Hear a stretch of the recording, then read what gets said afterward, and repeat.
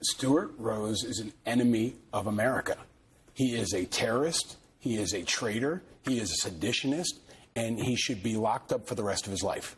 He is an immediate threat. He continues to blatantly say he will continue to attack America. He's not America's Nelson Mandela. He's America's Osama bin Laden.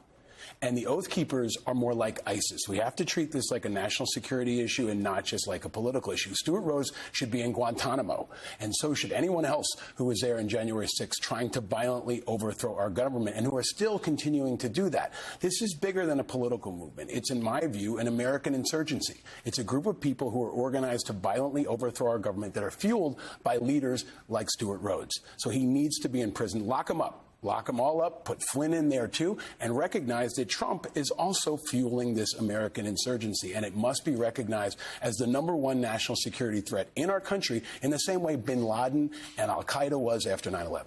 And it's not just you. You have a lot of authority to say so. But Christopher Wray testified under oath that the greatest threat to the homeland is domestic violent extremism. And you know who agreed with him until he went on Tucker Carlson's show? Ted Cruz. Can you defeat a threat like that with only one of America's two political parties? We're going to find out.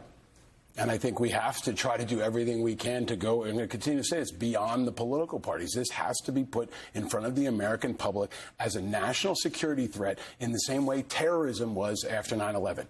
20 years, we chased the boogeyman of terrorism all around the world, and we were all worried we were going to get blown up when we went to the mall. The reality is that threat is more real now from domestic violence and from radicals than it ever was after 9/11. We fought 2 wars on that and mobilized the whole world against it. We can definitely mobilize our country against this. Now, anyone who's a national security professional knows the threat. The country is just now waking up to it, and we have to continue to remind them and continue to make it, I call everyone on the media, to make it the #1 story because it's that high. The stakes are that high. This is about the future of our national security.